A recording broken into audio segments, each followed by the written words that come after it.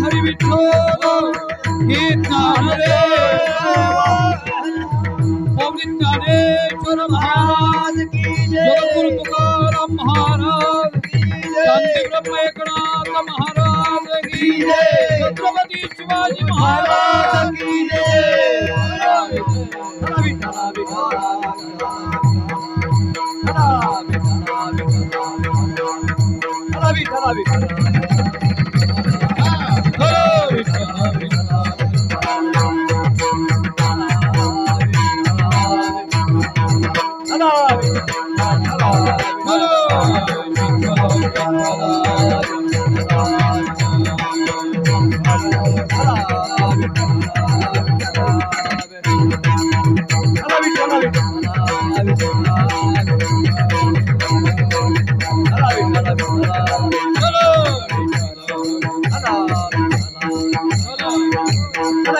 बोला पुंडलिकावरद हरी विठ्ठल हे ज्ञानदेव बोला विठ्ठल विठ्ठल बोला विठ्ठल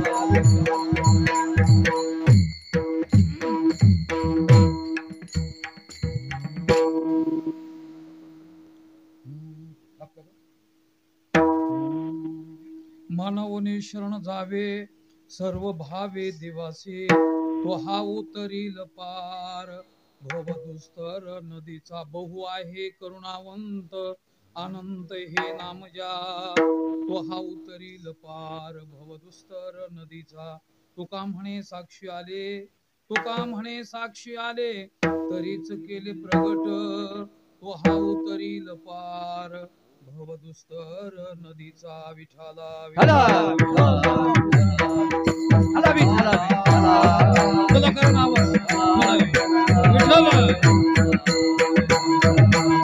विठ्ठल विठ्ठल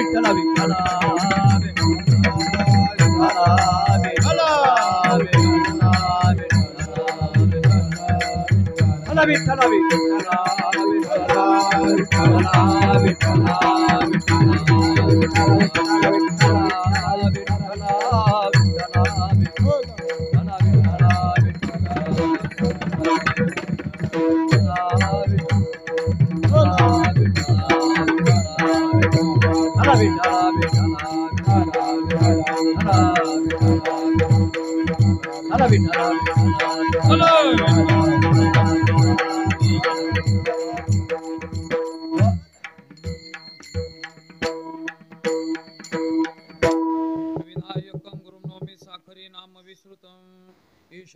सानिध्यात जीवा मुक्त्वा भवन्ति साखरी वंश विख्यातम ज्ञानदान परायण विनायकम गुरुमंदे भवबंध विमुक्ते ज्ञान प्रताप विलसत्वचनामृते द्वैत भाव पटुता हित बुद्धिरश ज्ञानेश्वरस्तु भगवान उत्तीर्णं श्रीरंगनाथम गुरुराज नमस्तुभ्यं शरच्चंद्र बिंबा ननम चारुवासम लसत्कुंडल क्रांत गंडस्थलांग जपाराग बिंबाधरम कैंजनेत्रम परब्रह्मलिंगम भजी पांडुरंगम पांडुरंगा करू प्रथम नमन दुसरी चरण संताची त्यांच्या कृपादाने कथीचा विस्तारू बाबाजी सद्गुरु दास तुका या पुण्येंदु तुषार हार धवलाया शुभ्र वस्त्रावृता या विनावरदंड मंडित करा या श्वेत पद्मासना या ब्रह्माच्युत शंकर प्रभृतीभीर देवे सदा वंदिता सामं पातु सरस्वती भगवती निशेष जडापहा श्री संताची माता चरणावरी दंडवत अंतगे करे दंडवत श्री संताची माता चरणावरी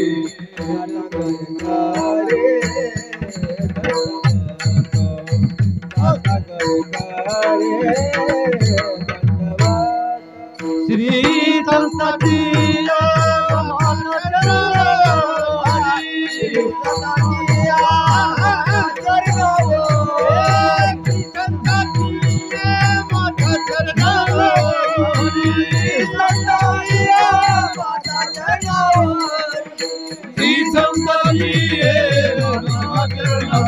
रे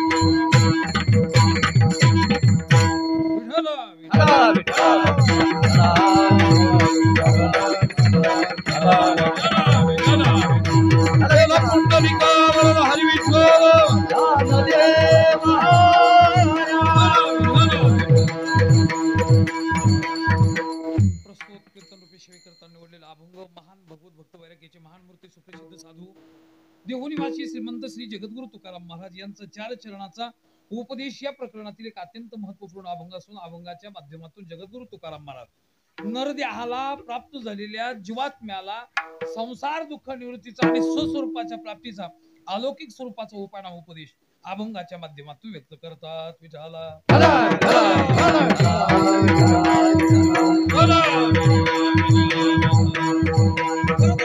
जगद्गुरु तुकाराम महाराज अभंगाचा भाव असा अभिव्यक्त करतात. प्रामुख्याने सर्व सजीव असलेल्या प्राण्यांना आपण अन्वयाने विचारलं की तुम्हाला काय पाहिजे, का हवंय तर मला सांगा. प्रत्येकाचं उत्तर हे असतं की मला काय पाहिजे, ओ इकडे पाहा. म्हणजे प्रत्येकाला जर विचारलं की तुला काय पाहिजे तर तो काय सांगतो, मला काय पाहिजे, काय पाहिजे, सुख पाहिजे. आणि काय नको असं व्यतिरिक्त आपण जर प्रश्न केला तर तो सांगतो मला दुःख नको. जगद्गुरु तुकाराम महाराज सांगितलं जर तुला सुख पाहिजे मनोवने शरण जावे आणि दुःख नको असं जरी वाटत असेल तरी मनोवने शरण जावे. मग आता कोणाशी जावे? महाराजांनी सांगितलं देवाशी जावे. कोणत्या देवाशी जावे? कोणत्याही नाही देवाशी. मला असं वाटतं असलेल्या देवाशी जावे. आणि कसं जाऊ नये? सर्व भावाने जाऊ. म्हणजे एक तर शरण जा, जात असताना देवाला जा. कोणत्याही देवाला जाऊ नका, असलेल्या देवाला शरण जा. आणि कसंही जाऊ नका, सर्व भावाने जा. मग लोक म्हटले महाराज आम्ही शरण जातो, देवाला जातो, सर्व भावाने जातो, पण एक नियम सांगा की आम्ही शरण गेल्याच्या नंतर तुमचा परमात्मा फलस्वरूपामध्ये आम्हाला काय प्राप्त करून देणार? महाराजांनी सरळ सांगितलं. कारण अलीकडे असं आहे महाराज, कीर्तन ऐकायला सुद्धा आता लोक फुकट यायला तयार नाही. आणि म्हणून मला असं वाटतं कारण प्रयोजन आणि उद्देश्य मंदोपी न प्रवर्तते. प्रयोजन अंतःकरणामध्ये ठेवल्या वाचून कोणत्याही पुरुषाची प्रवृत्ती कोणत्या कार्यामध्ये होत नाही. महाराज आम्ही शरण जातो, देवाला जातो, सर्व भावाने जातो. सांगा तुमचा परमात्मा काय करणार? महाराजांनी सांगितलं तो हा उतरील पार. म्हणजे तो म्हणजे जेने गीता उपदेशिली. आणि ही म्हणजे वर्तमान कालवाचक शब्द, तो म्हणजे भूतकालवाचक शब्द. आणि मला असं वाटतं जेने गीता उपदेशिली ती ही विटेवरी माऊली. म्हणजे हा परमात्मा 100% तुम्हाला पार केल्याशिवाय राहणार नाही. मग हे लोक म्हटले महाराज आता अजिबात आम्हाला अडचण नाही राहिली. म्हणजे हे सुद्धा मुद्दा आमच्या लक्षात आला. फक्त आता आमचा तिसरा प्रश्न आहे. आता काय प्रश्न आहे? त्यांनी सांगितलं आम्ही शरण जातो, देवाला जातो, सर्व भावाने जातो. तुम्ही सांगितलं तो परमात्मा काय करणार? तर मला सांगा. खरं तर मला असं वाटतं तुम्ही हे उत्तर दिलं की तो हा भवसागरातून पार करणार. आमचा तिसरा प्रश्न असा होता की आम्ही काही सामान्य माणसं नाही. कारण आम्ही जर शेतात गेलो तर बांध पुरितो, गावात आलो तर लोकांच्या मुलीचे लग्न मोडितो. मग महाराज आम्हाला एक सांगा ना. कारण कायन वाचा मनसापी पातकम नित्यम प्रकृवंती शटा हटेने. कारण काया वाचा आणि मनाने आम्ही सदैव पातक करणारी मंडळी आहोत. तुमचा परमात्मा आमच्या सारख्या पाप्यांचा उद्धार करणार का? महाराजांनी सांगितलं अजिबात काळजी करू नका. कारण तो परमात्मा बहु आहे करुणावंत, अत्यंत करुणावंत आहे. नाम आणि रूपाने मला असं वाटतं तो वेगवेगळ्या पद्धतीने नटलेला आहे. त्याने यशोदया समो नारी क्वचित नास्ती भूतले. यशोदेचा सज्जनो आपली माता आहे म्हणून त्याचा उद्धार केला, देवकी मातेचा उद्धार केला असं नाही ना. पुतना मावशीच्या स्थानाला सुद्धा त्याने मुख लावलं तरी सुद्धा त्याचा परिणाम आहे. त्या परमात्म्याने मागे पुढे पाहिलं का? म्हणून तो भक्त का वैर्या व्हावे माझी याची. तुम्ही भक्त व्हा किंवा वैरी व्हा, माझेच व्हा. आमचा परमात्मा तुमचा 100% उद्धार केल्याशिवाय राहणार नाही. मग आता हे प्रश्न काही करणारे मला असं वाटतं पुन्हा विचारू लागले. महाराज आता आमचा शेवटचा प्रश्न राहिला. आता काय? तुम्ही आतापर्यंत जे सांगितलं हे एखादं टिपण पाठ करून आले का तुमचा स्वतःचा अनुभव? मग महाराजांनी सांगितलं बाबा मी काही टिपले फिपले नाही, पण माझ्या अंतःकरणामध्ये विशेषत्वाने वास्तवतेचं जे प्रतिबिंब पडलं मी तेच तुमच्या समोर प्रगट केलं. तू का म्हणे साक्षी आले तरीच केले प्रगट. तर तुम्ही शरण जा, देवाला जा, सर्व भावाने जा. परमात्मा तुमचं कल्याण केल्याशिवाय राहणार नाही. असा सरळ सरळ अभंगाचा भाव आहे. विठाला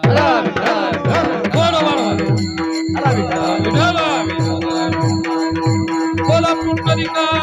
हरी विठ्ठल आता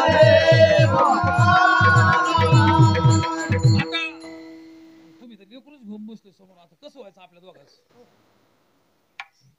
त्याला थोडं बाजूला ठेवा ना. पण नातू आहे का तुमचा? मग तुम्ही इकडे सारखा घ्या, नातूला बी घ्या. आम्हाला दोनच माणसं पाहिजे पुढं. तुम्ही या समोर आणि तुम्ही नाताला घ्या. व्हा इकडे आता. नाही इकडे व्हा तुम्ही. बाबा हा? त्यालाच पुढे राहू द्या. लेकरू मागे द्या. तुम्ही लेकरू माग द्या. नाही नाही त्यालाच राहू द्या. हो, माझं कीर्तन असं होणार नाही. मग इतकं लेकरन बा कीर्तन नाही होत आपलं. मग या पुढे आता. हा, या पुढे ते- पुढे या ना. नाही, हो दादा तेच पाहिजे. तुम्ही या ना. तुम्ही या ना, पुढे या ना तुम्ही मावली. तिला पुढे सरकार तुम्हाला काय होईल? माझं बी दादा सारखंच काम आहे. मी काय घेत नाही, काय नाही, काय नाही. असंच काम बाबा. विठाला चला, विठ्ठल.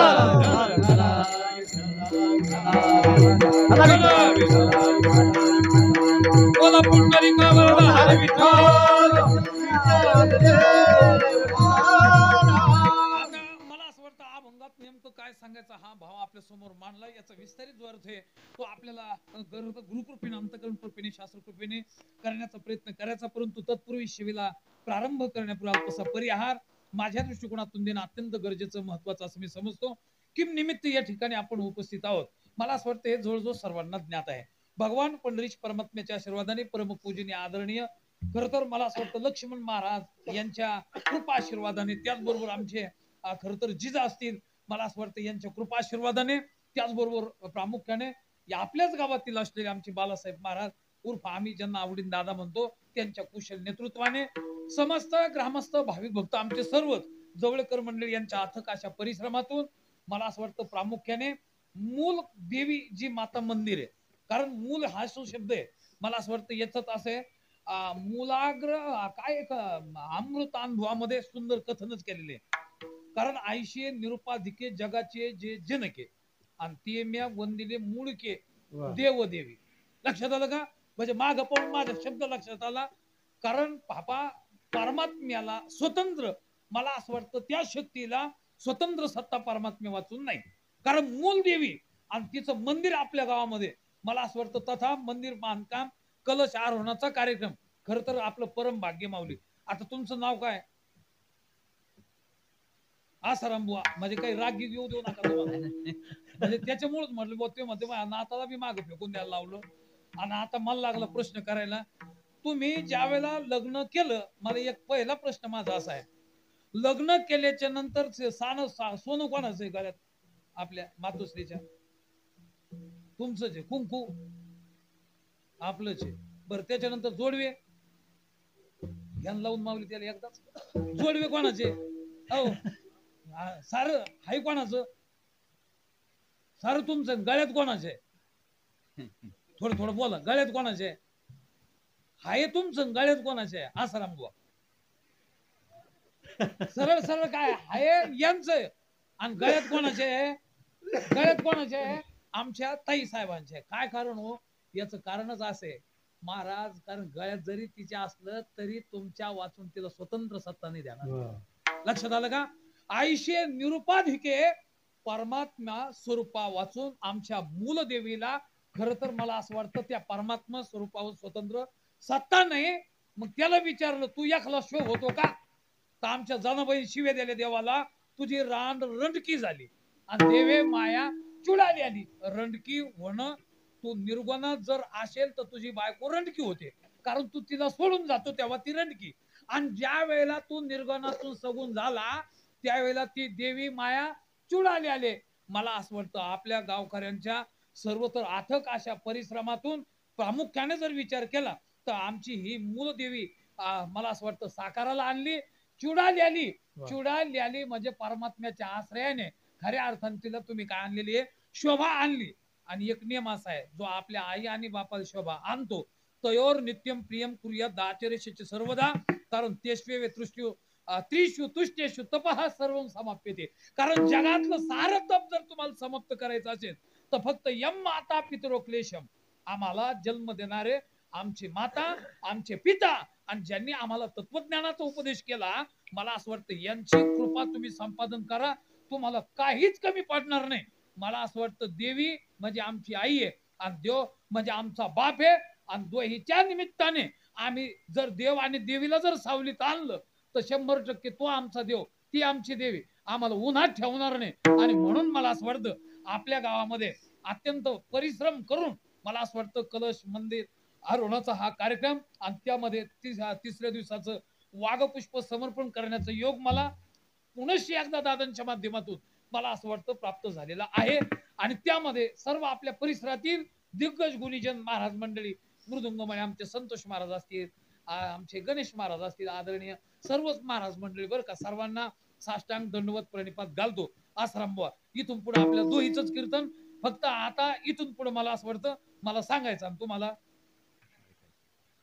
आश्रम बुवा म्हणजे काही रागू नका बरं का, मी तुम्हाला शोक सांगून देतो का ना रागायचं.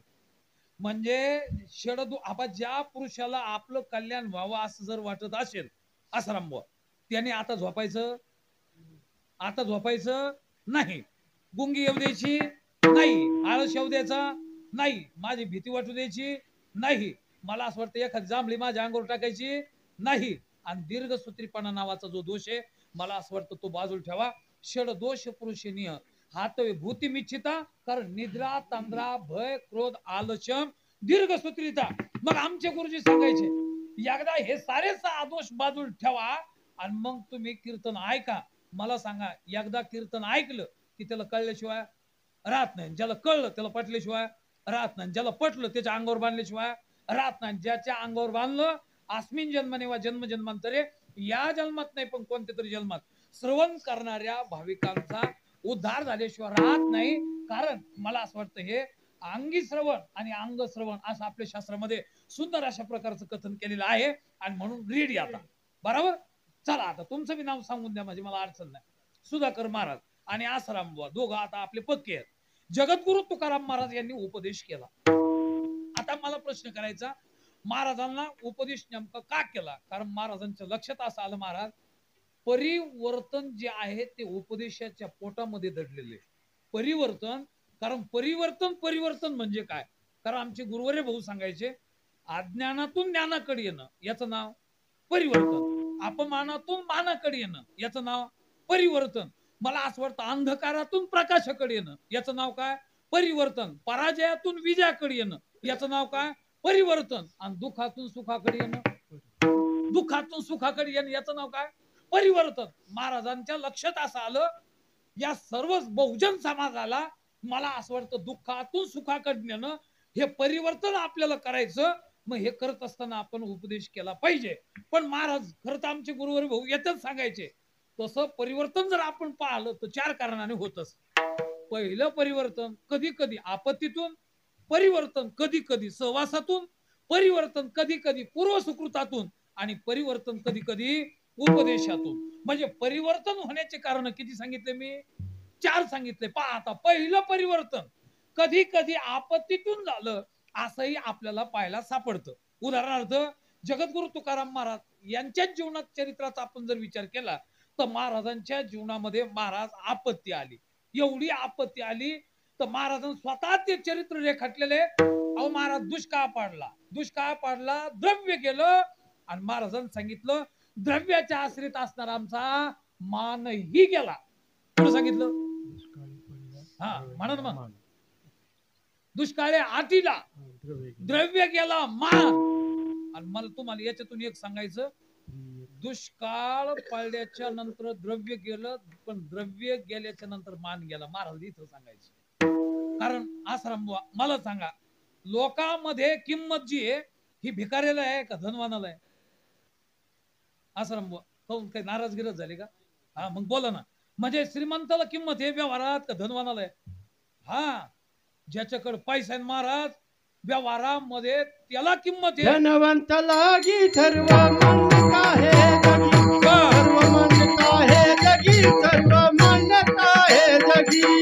धनवंताला सर्व मान्यता आहे जगी, सर्व मान्यता आहे जगी, सर्व मान्यता आहे.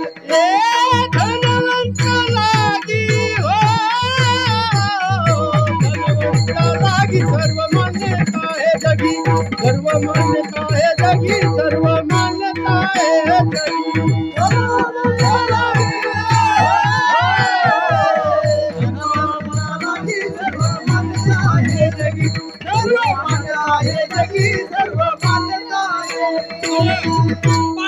धनवंता लागी सर्व मान्यता आहे जगी.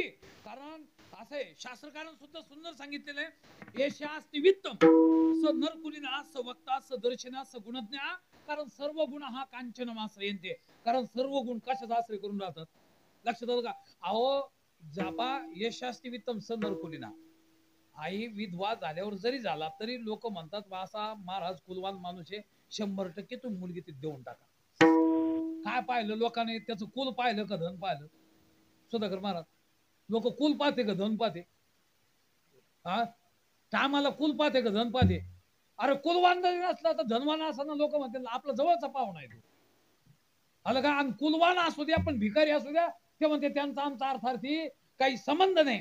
म्हणजे व्यवहारामध्ये कुलवान पाहतात का धनवान पाहतात? व्यवहारामध्ये लोक सहसा बहुमतात कुलवान पाहते का धनवान पाहते? सुधाकर महाराज काय म्हणजे यांत नाही झाले तुम्ही? मग मला तेच सांगायचं, लोक कुलवान पाहते का धनवान पाहते? हा, धनवान पाहते महाराज. पण आता दुसरा मुद्दा असा आहे, लोक रूपवान पाहते का धनवान पाहते? म्हणजे या श्लोकाचाच अर्थ सांगत चाललो मी. आलं का? रूपवान पाहते का धनवान पाहते? आता माझ्यापेक्षा 10 पटीने काळा जरी असला तर लोक म्हणते पाहा आता महाराजाकडेच. पण काय पाहिजे आपल्याकडे? हा, अहो महाराज, कारण बऱ्याच वेळेला लोक त्याचं रूप नाही पाहत, का पाहते? अहो कशाचं धन पाहते ना महाराज. तुम्ही काय तुमचे त्याचाच चालले तुम्ही. अहो लोक कधी कुलाचा विचार करत नाही, लोक धनाचा विचार करते. लोक रूपाचा विचार करत नाही, लोक धनाचा विचार करतात. आणि सच वक्ता हा म्हणजे कोणत्या शब्दाचा अर्थ का होतो मला सांगा. आता आमचे दादा आहे की नाही, मी वेगवेगळ्या पद्धतीचे विवेचन करते, पण ते लोक म्हणतात बोलावतो आमच्या दादानं. म्हणजे याचं कारण काय? दादाकडे शब्द ज्ञान नाही, पण दादाकडे काय आहे? दादाकडे पैसा आहे महाराज. आणि म्हणून सर्व महाराजांनी हे पाहिलं की सर्व जगामध्ये परशा परशु आणि परशुराम, कारण पैसा त्याला नाम. ज्याच्याकडे पैसा आहे मला सांगा त्याला आबा म्हणतात लोक. ज्याच्याकडे थोडा कमी आहे नाही कोणला आबा का आबा जवळच घेऊन बसले आबा. कारण त्यांना 4 मुलं, 1 मुलगा पुण्याला, 1 मुलगा मला असा रेणापूरला, तर 1 मुलगा औरंगाबादला, 1 मुलगा इकडे शेती करतो. बरोबर आहे की नाही? कळलं की नाही मला? तुमचा माझा काही परिचय नाही, मग कसं कळलं हे? अहो तुमचं कपाळ सांगा लागलं माऊली.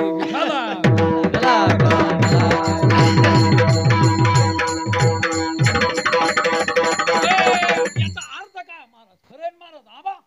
आणि ज्याच्याकडे फक्त गावात थोडा पैसा आहे लोक म्हणते त्याला परसू. आणि ज्याच्याकडे रुपये नाही परशाच्या कशाचा परिणाम आहे? मग मला सांगा, पैसा त्याला नाम आहे ना. आणि नेमकं महाराजाचं ते समाप्त झालं. आता कशाचा तुकाराम महाराज? अहो लागले लोक मोर्याचा तुक्या म्हणायला. आणि ज्या वेळेला मोर्याचं नुसतं त्याच्यावरून थांबले महाराज.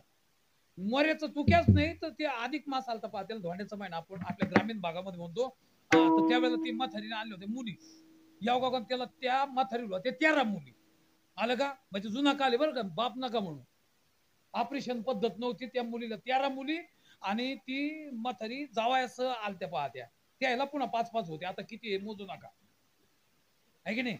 म्हणजे 13 दोन्ही 26 आणि एवढं मोठं अधिक मास. आणि नेमकं तुकाराम महाराजांनी कोणाच तरी सरपण घेऊन गाय म्हातारी उतरली आणि सांगितलं तू काय एवढं काम कर गाड्या, माझ्या काय गुडघ्यान चालताय ना. पोरी नाश्त्याची वाट पाहत्यात, एवढं 1 कॅन भरून त्या तेलाची तेल आणून दे. मी काय दंतकथा सांगत नाही बरं का तुम्हाला. म्हणजे योगायोगानं महाराज ते गेले तुकाराम महाराज. ते मग काय अडचण नाही, सरपण टाकलं कॅन उचलली, तेलाची तेल आणून दिलं. तेल आणून दिलं महाराज. धोंड्याचा महिना सुरुवातीचा दुसराच दिवस. महिनाभर राहणाऱ्या मुली होत्या त्या. योगायोगाना 1 एकरचा वाडा, त्याच्यातले 13 मुली, 13 दोन्ही 26 असे जावई, त्यांची लेकरं बाळ. अहो 5 लिटरची कॅन आणली. आता उडन मग उडन, आता उडन मग उडन. ज्या वेळेला हे तेल समाप्त होत नाही त्यावेळेला म्हातारीच्या लक्षात आलं, नेमकं माय मी तेल टाकलं कडे हे पोरं बी खाते तेल इकडे पुन्हा वाढत. नेमकं काय कारण आहे? बहुतेक मोऱ्याचं तुक्यानं आणला हा त्याचा परिणाम. आणि म्हणून मग म्हातारी दम निघाव नाही महाराज. म्हातारीने सांगते पण बाईने तुला सांगते कोणाला सांगू नको. आलं का? मी मागच्या महिन्यात तुक्याकून तेल आणून घेतलं, त्याच्याकडून एकदा आणलं का माय संपतच नाही. ती वाडेवाली म्हातारी लंगडत गेली, सांगितलं चुक्या तेल आणून दे. तिचं तेल संपना. तिनं सांगितलं सखे तुला सांगते कोणाला सांगू नको. आला अख्ख्या गावात महाराज ही चर्चा ज्यावेळेस गेली त्यावेळेला पूर्ण बयांचं तेल महाराजाने आणून दिलं. तेल आणायचं कामच नाही राहिलं. तेलाची गल्ली ओस पडली. तेली म्हटले येतो तो येतो, तुकाच येतो, एकदाच येतो, पुन्हा कोण येत नाही. आपलं व्हायचं कसं? आणि मग त्यांना कानोकानी कळलं की तुक्यानं तेल नेऊन दिलं, तेल समाप्त होत नाही. आणि मग पहिला मोर्चा महाराज जर त्या देऊया क्षेत्रामध्ये कोणाच्या खरं तर निघाला असेल महाराजांची खिलाफा, तो म्हणजे आमच्या तेल विकणाऱ्या तेल्यांचा निघाला. लक्षात आलं का? आणि महाराजांनी त्यांनी सांगितलं तुकाराम महाराज गावातून गेलेच पाहिजे. अरे हे जर नाही गेले तर आमचे धंदे व्हावं कसे? लक्षात आलं? कारण यांनी तेल नेऊन दिलं, तेल समाप्त होत नाही. महाराज पहिला मोर्चा तेल्यांचा, तुकाराम महाराज हटाव मोहीम. त्याच्यानंतर दुसरा मोर्चा मला सांगा, कारण महाराज एकादश आली की चला महाराज आपलं कीर्तन आहे. कारण हा बहुजन समाजातला एक माणूस तयार होऊ लागला. आणि त्या वेळेला अशी गर्दा मला सांगा, इथं तरी आपल्याला आरडा ओरड काढू लागल्या, पत्रिका छापावं लागल्या. तुकाराम महाराजचं कीर्तन त्या काळात सुरू झालं, हे काही गरज नव्हती. जनसामान्यांना तुकाराम महाराजचं कीर्तन हे प्रभावी होतं, त्यांना आवडू लागलं. आणि महाराजच कीर्तनात सांगता सांगता महाराज बरेच ब्राह्मण मंडळी म्हणू लागले की बहुतेक गर्दा इथं होतं, नेमकं काय कारण आहे, ऐकाल तरी जावा. आणि म्हणून आपल्या एक बहुजन समाजातला माणूस ज्या वेळेला येन मनसानं म्हणून येन हर म्हणवतम तदो ब्रह्मत्व विद्ये नेदम यदेदम यद उपासते येन चक्षुषा न पश्यति येन चक्षुषा पश्यति तदेव ब्रह्मत्व विद्ये नेदम यदेदम यद उपासते सकल वेदशास्त्र अध्ययन समत्पन्न यलोक परलोक साधनाने. मला सांगा आता मी एवढं जे बोललो कळलं का सुधाकर भाऊ तुम्हाला? हा हे काय कळलं तुम्हाला? मलाच नाही कळलं, तुम्हाला कसं कळलं? म्हणजे मला एक सांगायचं, हे संपूर्ण जे सूत्र मी सांगितलं तुम्हाला हे वेदातले सूत्र आहे. लक्षात आलं का? अनोह आणि महत्व मैया याचा अनुवाद महाराजांनी अनो रेणूया थुकाड तुका आकाशा एवढा ज्या वेळेला उपदेश केला तर महाराज हे म्हटले हे तर भांडवल आमचं आहे. लक्षात आलं का? याच्याकडे गेलं कसं? आणि म्हणून पहिला मोर्चा जसा तेल्यांचा, यांनी रामेश्वर भट्टाला जाऊन सांगितलं आपल्या वेदाचा बट्ट्या बोळ झाला. कारण बहुजन समाजातला एक माणूस आपला वेद वेदांत सांगायला लागला. आणि रामेश्वर भट्टा पूर्व आश्रमीचे महाराज त्यांनी तार पाठवली, सांगितलं याचे होईन तोपर्यंत याचे कीर्तन बंद करा. त्या वेळेला तुकाराम महाराज सांगितलं रोखून तुम्हाला कदाचित वेद माहित असेल पण वेदाचा खरा अर्थ फक्त आम्हाला माहिती. वेदाचा तो अर्थ आम्हातीच ठावा, वेदाचा तो अर्थ आम्हातीच ठावा, वेदाचा तो अर्थ आम्हातीच ठावा, वेदाचा तो अर्थ आम्हातीच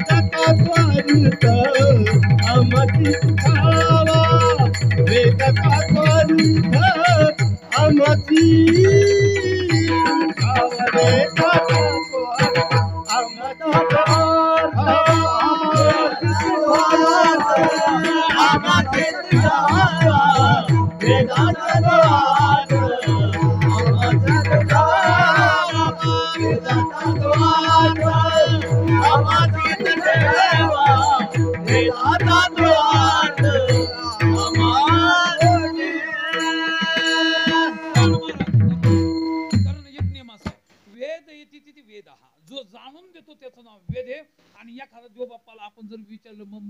श्रुती स्मृती वेदोक्तम पुराणोक्तम. लक्षात आलं का? अमुक अमुक मला असं वाटतं फलप्राप्त्यर्थम अहम इदम कर्म करिष्ये.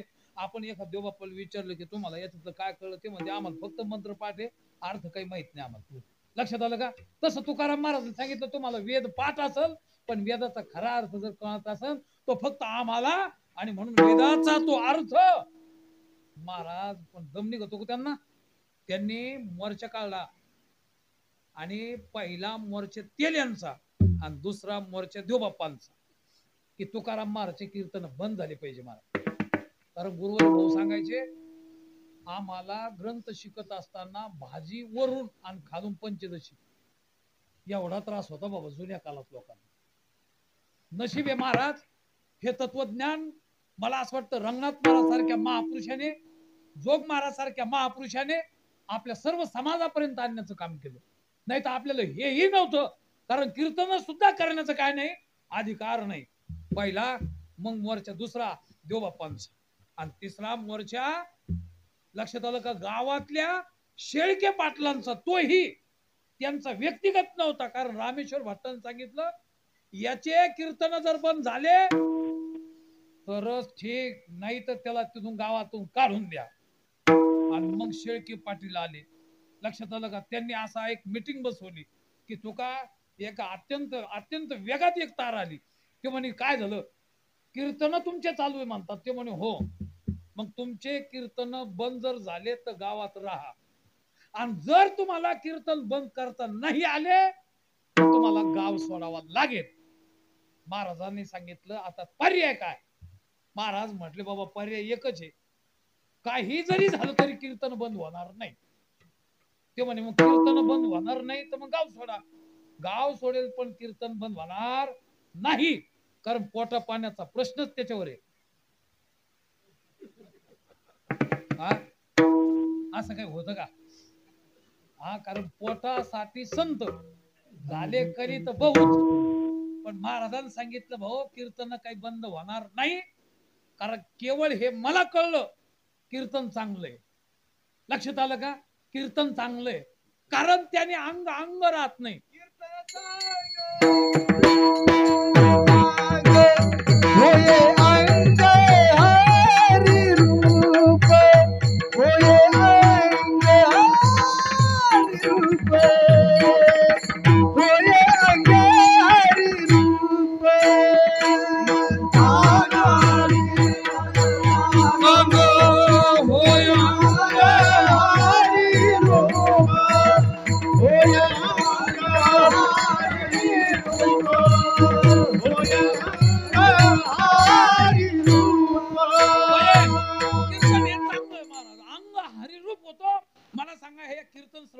फल आहे.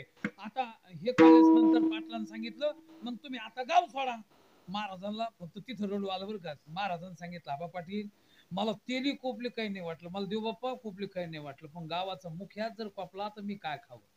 लक्षात आलं का? काय खावे मी कोणी कडे झाले, काय खावे आम्ही कोणी कडे झाले, काय खावे आम्ही कोणी कडे झाले, काय खावे आम्ही कोणी कडे झाले, गावात राहावी कोण बळे, गावात राहावी कोण बळे, गोपाल पाटील गाडीचे लोक, गोपाल पाटील गाडीचे लोक, गावात राहावी कोण बळे, गावात राहावी कोण बळे, गोपाल पाटील गाडीचे लोक,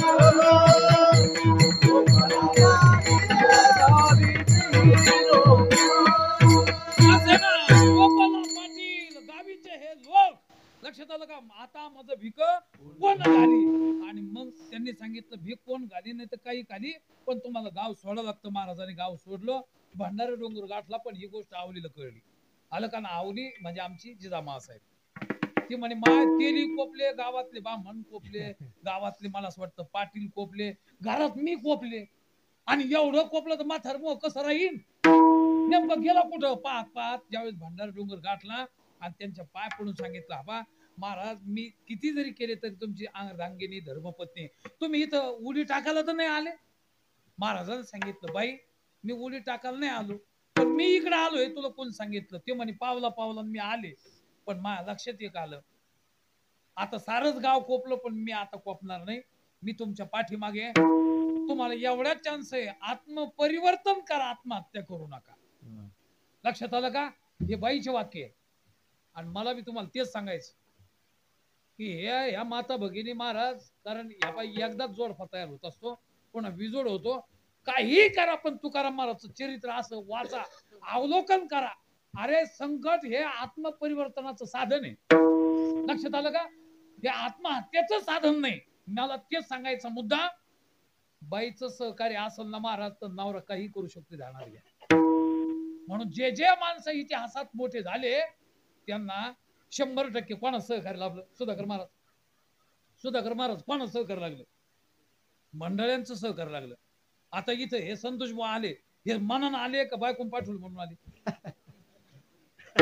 लग्न झालं पण नाही का हुकलं काम मला झालं का. मग आता मला सांगा ना महाराज म्हणजे आता दादाचं जीवन फकडच आहे का नाही. मग हे त्यांनी जर घरच्या मंडळीने काम केलं असते एवढ्या गावगावचे लोक तयार केले असते का. नाही ना महाराज. कारण ज्यांनी इतिहास घडवला छत्रपती शिवाजी महाराजांच्या 8 बायकापैकी एक तुळाबाई सोयराबाई सईबाई मला सांगा म्हणजे हे तुकाबाई वगैरे या संपूर्ण ज्या त्यांच्या मंडळी होत्या. एका बाईने सांगितलं असतं मालक 5-6 हजार एकर जमीन झाली आपल्याला 2 मुलं आहे सोन्यासारखे मुली येतील आलं का. आणि एवढा मोठा प्रपंच झाला आपला. आता काय तुम्ही घोडदौड करता रात्री अपरात्री कुठं घोड्याहून खाली पडले काही जर झालं तुम्हाला तर विनाकारणच आपल्याला कशाला जाता. महाराज मला सांगा महाराज गेले असते का. हा बायकाच्या गोड गोड आवाजाला ऐकून गेले असते का सुधाकर महाराज. पण त्या बायका काय म्हणत होत्या माहितीये. त्या म्हणत होत्या महाराज एकदा ववाळ तर मागणे पाहिजे. इथं छोटासा राजाराम आहे किंवा संभाजी आहे या 2 पुत्रापैकी आम्ही कोणालाही गादीवर बसू लहान मुलाला गादीवर बसू पण स्वराज्य निर्माण करण्याचं स्वप्न आम्ही पाहू. अजिबात काळजी करू नका मागे येऊ नका. म्हणून शिवाजी महाराज हे शिवाजी महाराज झाले. कशामुळं बायकाचं सहकार्यामुळं. तुकाराम महाराजाला बाईनं तेच सांगितलं आता आत्मपरिवर्तन महाराज भजनाला लागले. पण बाईन सांगितलं 6:30 वाजेला बराबर तुम्ही घरी आले पाहिजे. त्यांनी सांगितलं अजिबात नाही दिवसभर भजन. महाराज रात्री महाराज येऊ लागले बा. एक दिवस थोडा उशीर झाला भजनाचा चाळा लागला कारण दिनरजनी हाची धंदा गोविंदाचे पवाडे. मला एवढंच सांगायचं याच्यातून की एवढं भजन झालं महाराज. आणि मधात येता येता काही 4-5 चोर चालली होती चोरी करायला सुदुमरेमध्ये. तर ते म्हणले आपले एक काम एक एरी कमी पाडा होता बरा झाला हे तोक्या घेऊ आता मरेचा तोक्या दिसतो. घेतलं महाराज तुकाराम महाराज. ते म्हणे तू काय का. ते म्हणे हो कुठं चालला. ते म्हणे घरी. उशीर कस काय भजनामुळे वेळ नाही झाला म्हणजे कळला नाही मला. तुम्ही ते म्हणे आम्ही चोर. तुम्ही चोर आणि कुठं चालली इकडे. महाराजला काही घेण देण नव्हतं महाराज. ते म्हणे सुदुमरेला चाललो. मग जाणार नीट मला कशाला विचारलं तुम्ही. ते म्हणे नाही जरा माग येत असले आमच्या संघ तर मग थोडं. ते म्हणे मी येऊ तुमच्या संघ कमी पाळला. ते म्हणे एकच कमी पाळला चला. माग गेले सुदुमऱ्याला आणि तिथं गेल्यावर हे 4 जणांनी शाळा केली. ते म्हणे याला वर पाठव. कदाचित जर कोणी आलं तर पकडला तर हाच पकडला जाईल आपल्याला काही धक्का लागणार नाही. माग पायाला मोकळे. तुकाराम महाराज म्हणे आपलं काम. ते म्हणे तुमचं काम वर वाड्यावर चढा. या 4घांनी त्यांना चढून दिलं. ते म्हणे वर जाऊन काय करा. मग एक चोर सांगू लागला महाराजांना हलका माल टाका. हलका म्हणलं तुकाराम महाराजांना काय महाराज हलका मग साड्या गोधड्या मच्छरदाण्या उशा बड बड खाली टाका लागले. 2 तास झाले हलका माल. आता एक चोर म्हणतो हे काय साड्या गोधड्या मच्छरदाण्या करायचे काय. ते म्हणतो आता याला का ना याला तर वर चढवलेलं जोरात बोलता येणार. ते म्हणतो तू काय एकदम का हलका कमी करा. आता एक चोर सांगतो थोडा जाड जाड टाका. ते म्हणतो जाड टाकायचं का वाड्याचं कामच चालू होतं महाराज. आलं का मग काय दगड वर उठे परोडे वर नेऊन ठेवलेले धड धड 2 तास ते गेले. ते म्हणे हलका म्हणलं तर मच्छरदाण्या उश्या जाड म्हणलं तर दगड वर उठे परोडे टाकतो. याला आणून आपला वेळ व्यर्थ गेला. आलं का याला आणून आपला वेळ व्यर्थ केला. आणि हे शब्द तुकाराम महाराजच्या कानावर गेले. ते म्हणे, काय म्हणले, अरे तुका आणलं तुला, पण मला पश्चाताप झाला, कारण काही खरं नाही, आमचा वेळ व्यर्थ गेला. मग महाराजांनी सांगितलं, तुमचा जसा 4 तास वेळ व्यर्थ गेला, पण इथून पुढचा 2 तासच माझं तुम्ही ऐका आणि तुमचा वेळ व्यर्थ जाणार नाही. ते म्हणे, आता काय ऐका? ते म्हणतो, मी पुढं म्हणतो तुम्ही मागं म्हणा. तिथंच भजन तुमच्या ध्यानात आलं का? मी पुढं म्हणतो तुम्ही मागं म्हणा. तू तो का म्हणतो? त्यावेळी त्यांनी सांगितलं, आता आमच्या वारकरी संप्रदायामध्ये निष्ठावान वारकरी 4ला उठून काय करतो? काय करतो? काकडा. आणि काकड्यात सर्व झोपलेल्या लोकांना काय म्हणतो? उठ जागे वारे आता, उठ जागे वारे आता, मरण करा पंढरीनाथा, मरण करा पंढरीनाथा, भावे करणी देवा माता, भावे करणी देवा माता, दुःख विघ्नाचा जन्माचा, विवेता जन्माचा,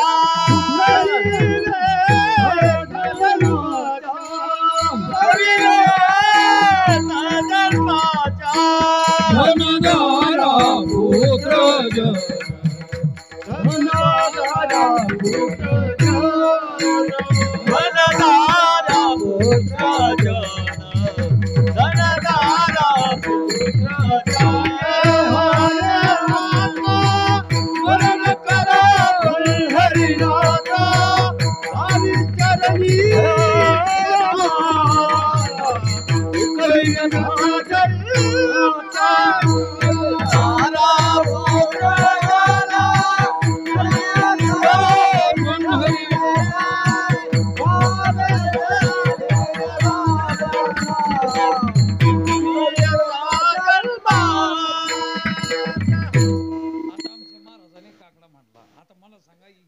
आवाज गेला का खेजवळ्यामध्ये गेला? मग तुकाराम महाराजचा आवाज, मला तेच सांगायचं, तुकाराम महाराजचा आवाज सुद्धा अख्ख्या देव आपल्या दुसोदुमऱ्यात गेला. आणि एकदा लोक उठल्यावर महाराज ते म्हणले, महाराज कसं आले इकडं? आणि म्हणून खाली पळी लागले. तर खाली होते कोण? चोर. मग पहिले पकडले कोण गेले? चोर पकडले गेले. मग चोर पकडल्यावर आता लोक महाराजासारखी पूजाच करते स्वराची. होतं कसं? अहो महाराज जेव्हा हाणायला सुरुवात केली त्या वेळेला महाराज वरून सांगू लागले, थांबा थांबा, त्याला हाण नका. ते म्हणे, महाराज तुम्ही बी आहे का? ते म्हणे, आम्ही यायच्याच संघ आहे. आणि तुम्ही तर महाराज आहे ना? ते म्हणे, दिवसा महाराज. तुमच्या आलं का ध्यानात? दिवसा महाराज. आणि मग रात्री आम्ही कोण? ऐका आता, तो बी कुठं अभंग सांग तुम्हाला. वैष्णव चोरटी आली घरासी करंटी, आजी आपुले जतन करा भांडे पांघरून. म्हणजे हे सुद्धा अभंग आमचे गुरु, आम्ही एका मालिकेत कूट प्रकरण लिहिलेलंच आहे स्वतंत्र. त्याच्यामध्ये हा अभंग कीर्तन करता आवर्जून सांगितला. म्हणजे वैष्णव हे चोरटेच आहे, कारण अनादिकालीन अज्ञानाचं चोरण्याचं आपलं आज्ञा, अनादिकालीन अज्ञान चौर्य मत्व अवच्छेदक संबंधाने वैष्णव हे आमचे काय आहे? चोरटे. अशा अवच्छेदक भाऊंनी आमच्या पुष्कळ 14 अवच्छेदक तिथे सांगितलेले. पण मला एक सांगायचं तुम्हाला, वास्तव जर विचार केला तर प्रामुख्याने मग हे लोक म्हटले, महाराज आज आम्हाला कळलं हो की तुम्ही आमचं अज्ञान चोरायला आले. पण मला सांगा ना, ते त्यांना मार खाऊ लागले. त्यांना सांगितलं आता याला मारू नका. तिथून पुढे ते सुधारले महाराज. चला, एक पुढचा भाग असा आहे की महाराज ज्या वेळेला गावात येऊ लागले, येत असताना महाराजांचं साधनेचं जे तेज आहे एवढं चमकू लागलं, तर त्यावेळेला लोकांना खपत बी नाही महाराज. आता गावातून तेली कोपले, देवबाप्पा कोपले, पाटील कोपले, आता तर थांबायला पाहिजे गावात लोकांना. तर ते ज्या वेळेला तिकडे गेलं का, तर ते वाडा खालच्या लोकांना तेच काम भाई, इथल्या नाही बरं का, ध्यानात घ्या. हे बाकी तिथला ओढ होता, तिथं आहे ना आज बी तू ओढ. ते येता येता तुकाराम महाराजला पाहिलं, हे म्हणे याला आपण सारे गावानं काढून दिलं तरी हे काय खातं गाडी तिकडं आलं का? जर लोकांना नाही खपत महाराज, एवढं लोकांच्या मुखात विषय. आपण कपडे घालून जर बाहेर गावी, आता हे संतोष बुवा निघू द्या, हेच गाव आहे का आपलं? हा, आनंद गाव आहे. पहा तुम्ही, आता एवढे कडक कपडे जर घातले आणि जर निघले तर गावातली शेजारी पुढे आज म्हणजे 50% गार तिथंच होतो तुम्ही. आलं का? म्हणजे कुठे जमलं बा तुमचं? बाबा मला एवढं म्हणायचं, तुमचं जमलं असं म्हणूस तर तुमचं बी जमवा ना. पण लोकांना याचा विचार नसतो. म्हणजे यायचं कसं जमलं याच्यावरच विचार, आयुष्य बरबाद. आलं का? त्यांच्या मुखात विषय मारा. मी तर नेहमी सांगतो, तुमच्याकडे सरकी वगैरे जर लवित असाल तुम्ही, अजिबात बोंडाळी होणार नाही. तुम्ही एक काम करा, आमच्या गावात 4-5 जण आहेत असे, हे सतत असे म्हणणारे विषारी लोक. त्याला फक्त 500 रुपये रोजानं आणायचं, बकेट घ्यायची, पाणी घ्यायचं, सरकीवर गुळणा करायला लावायचं. महाराज बोंड आळी नाही, पाती आळी लागणार नाही. आलं का? फक्त जास्त विषारी लोक घेऊ नका, कारण ते सरकी सुद्धा जळण्याची दाट शक्यता आहे. काय सांगा तुम्हाला, अशी विषारी महाराजाला ते नाही, महाराज टोचू टोचू बोलणे सव. आणि असं ज्यावेळेस बोलू लागले तर महाराज म्हणे, बाबा एक काम करा ना, मी जे खातो ते तुम्ही खा ना, जळू नका ना बापा. तू का म्हणे आम्ही खातो आनंदाचे लाडू, पुढे काय नका चढफडू घ्या तुम्ही. म्हणजे मी चरित्र बी अंदाज नाही सांगितलं, तुम्हाला प्रमाण दिलं, जळू नका तुम्ही खा. मग हे म्हणले लय रोखून बोल लागला, बहुतेक पिऊन आलेला दिसतो, आहे की नाही? आणि महाराज इथं पेवाच लागतं ना सुधाकर महाराज, आहे की नाही? अहो पिऊन आल्याशिवाय मजाच नाही. फक्त मला असं म्हणायचं वेळोवेळी, फक्त क्वालिटीची प्यायला पाहिजे. लोक सडकी पिते, सडकी पेली की समजून घ्या तो नालीत कोसळतो, आणि परमार्थातली पेली की तो इथे येऊन उभा राहतो. बा इतका फरक आहे. आलं का? फक्त फरक आमचा पेवाच लागतं ना. आता मी म्हणजे आता आमचे वडीचे महाराज, त्यांना विचारा, ते 87 मी ते म्हणे तुम्ही कधी होते संस्थेत? मी म्हणलं मी होतो बाबा. ते म्हणे मी म्हणलं तुम्ही? ते म्हणे मी 87. तुम्ही त्याच कालात? अरे मी म्हणलं तुमचा दानंद जन्म संगत झालाय. आलं का? म्हणजे त्यांना विचार त्या काळात किती अवघड होतं महाराज. अहो भाकरी भेटत नव्हत्या. मी येऊ तर 3-3 वाजू सर असा नुसतं लोकांच्या त्या स्वयंपाकाचा वास घ्यायचा असा गल्लीत लोक. नाही वासाशिव काय होतो महाराज? असं खमंग वास त्याच्यावर जागायचं. फक्त दिवाळीच्या दिवशी तर ते आम्ही कावळे संगत तुकडे वाळलेले. युट्यूबला कीर्तन आहे बाबा, इमानदारीने मी काय खोटं नाटक आणि मी घुमाला वगैरे काही इथं आलेलं नाही. पण असा दैन असं सज्जन परमार्थ ज्या वेळेला खरं करतो ना, त्यावेळेला त्याला सुख नाही बरं का, त्याला कष्ट आहे. आणि हे ढोंगबाजी करायची असेल ना, ते लय मजा ते महाराज. ढोंगातल्या लोकांना एवढी मजा आहे काय सांगो. आता ते भाऊ आमचे सांगायचे ना, ते गुरुजी शब्द आहे, शिंदळ दररोज पेड्यावर आहे. आलं त्याचे जुने वाक्य. आणि पतीवरचा मेल तिला तुकडा द्या ना कोणी, आणि हे बिचारी पेढे खाती. म्हणजे असं मला ओरिजिनल जर तुम्हाला करायचं तर त्यावेळेला कष्ट भोगावं लागणार. डुप्लिकेट जर करायचं ना, त्यासारखी मजा नाही मला. आज तर सुवर्ण दिवस आहे मला सांगा परमार्थाला. आणि म्हणून बस मला मूळ मुद्दा सांगायचा, महाराजांनी सांगितलं, अरे आम्ही पिलो तुम्ही सुद्धा पिया. जसं आम्ही खाल्लं तुम्ही खा, तसं मला हे सांगायचं, आम्ही पिलो तुम्ही सुद्धा प्या. पण काय प्या? ब्रह्म रस घेई काढा. ब्रह्मरस घेई काढा, तेने पिढा वारिल, तेने पिढा वारिल, तेने पिढा वारिल. ब्रह्मरस घेई काढा, तेने पिढा वारिल, तेने पिढा वारिल, तेने पिढा वारिल. ब्रह्मरस घेई काढा, तेने पिढा वारिल, पत्ते नाम विठोबाचे आणि वाचे नसेवी. ब्रह्मरस घेई काढा, तेने पिढा वारिल, पत्ते नाम विठोबाचे आणि वाचे नसेवी. मला मूळ मुद्दा काय चालला माझा, मी 4 मुद्दे तुमच्या समोर मांडलेले ध्यानात घ्या. पहिला महत्वाचा आहे की तुकाराम महाराजांनी सांगितलं, आम्ही जे पेलो तुम्ही प्या. आणि मग तिसरा उठला ते म्हणे, महाराज तुम्ही पेले हे आम्हाला कळलं, पण तुम्ही आता लय तत्वज्ञानाचे गप्पा आण लागले. पण माग आम्हाला माहिती तुमची बाई मेली, संताजी नावाचा पुत्र मेला, बाप मेला, आई मेली, ढोरासारखं आळत होती तेव्हा. त्यावेळेस महाराजांनी सांगितलं, खरं सांगू का, त्यावेळेला मी आळत होतो, त्यावेळेला मी आळत होतो, त्यावेळेला मला काही कळत नव्हतं.